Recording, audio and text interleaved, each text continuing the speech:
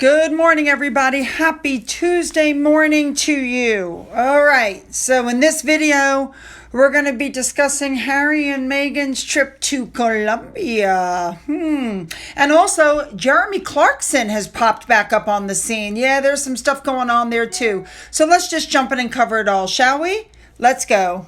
So the first thing we're going to touch on is what's going to happen when Harry and Meghan touch down in Colombia, because that's this week, believe it or not, for the second, quasi-royal tour. And they're hoping that this trip is going to boost their image on the world stage. It's a 4-day tour. We know that this country is absolutely crime ravaged. They're going to go to Bogota, which is a historical colonial city of Cartagena on the Caribbean coast, and Cali, where they're going to a cultural festival. Now, remember, they're going at the invitation of the vice president, I don't know if I'm going to say this, Francia Marquez, who, by the way, is the first woman of color to hold that job. And according to this woman, they're going to, quote, have the exceptional opportunity to engage with elders, youth, and women who embody the aspirations and voices of Colombians and illuminate Colombia's role as a beacon of culture and innovation. Right. Okay. Now, of course, we've all heard that she speaks fluent Spanish. She's told multiple people that. So I expect to see nothing but Spanish coming out of her mouth. But I don't think that's going to be the case. I think she's able to say a few phrases.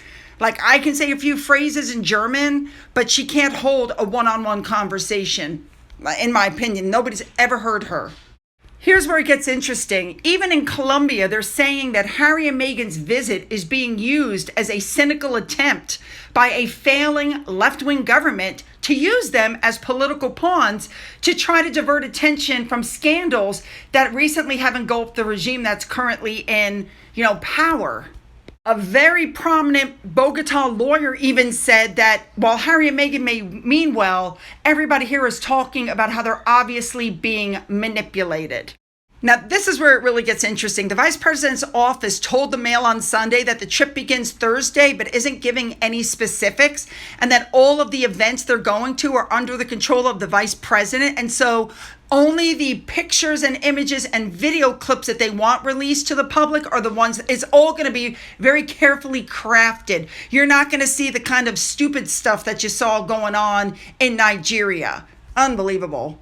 I also feel that Harry and Meghan are using them too, because we know that this is one of the world's most dangerous hotspots. The UK and US government have warned travelers not to go. Terrorism, kidnapping, high levels of street crimes, robberies. It's a dangerous country.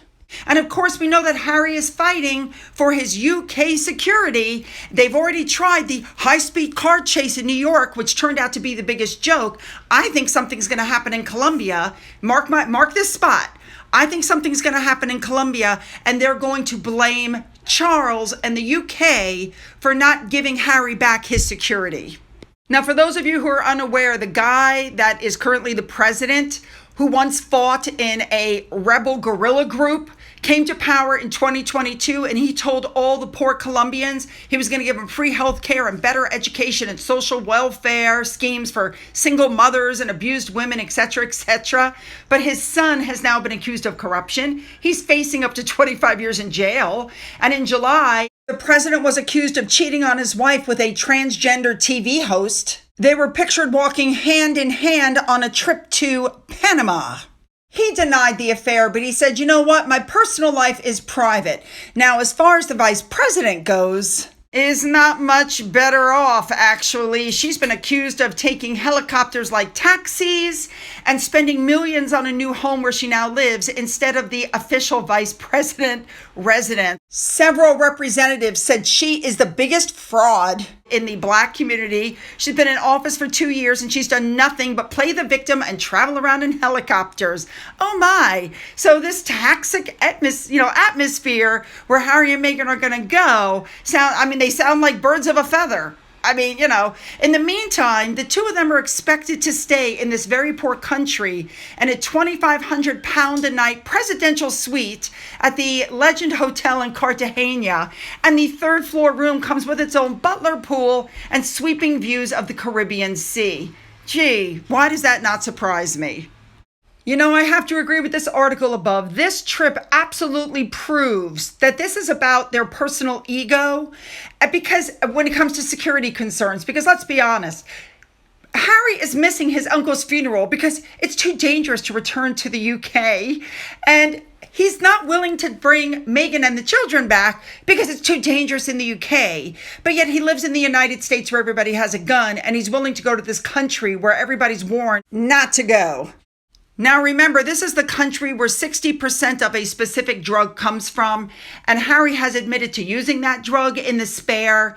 And so supposedly one of William's friends said, you should stand up and apologize for your own participation in using that drug, because the truth is that drug has been destroyed by narco-terrorists that are serving wealthy drug users in the West. Yep. So they're saying, why don't you stand up and apologize for participating in that trade?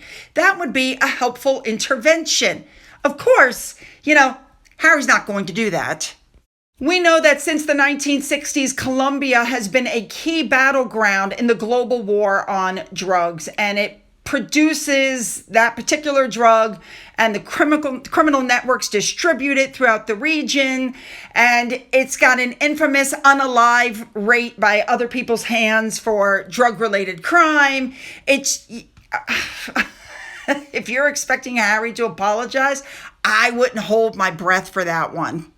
All right, you guys remember Jeremy Clarkson? He's had multiple run-ins with Meghan Markle. First, in 2020, he wrote something in one of his articles, and he used a Game of Thrones reference that was not probably the best wording to use, and he had to turn around and do an apology. Then in 2021, he used his column to defend Piers Morgan after he left Good Morning Britain, saying that Meghan was a silly little cable TV actress and her brand of simpering victimhood will not bring down the monarchy, and that she was toast, and that within 5 years he suspected she'd be posing for photographs on her own outside the Taj Mahal.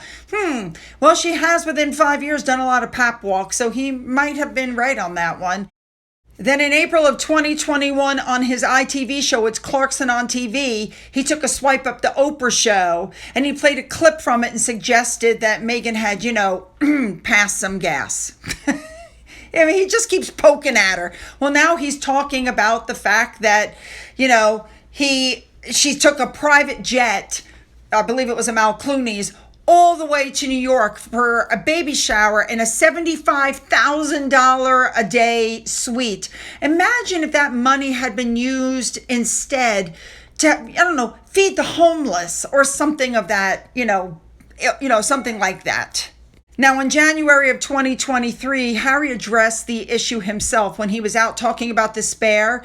He said that not only is Clarkson and what he said horrific and hurtful and cruel towards my wife, but it encourages other people around the UK and the world to go and think it's acceptable to treat women that way. Like, really? You think people treat women badly just because of what Jeremy Clarkson said? That man, Harry, is mental.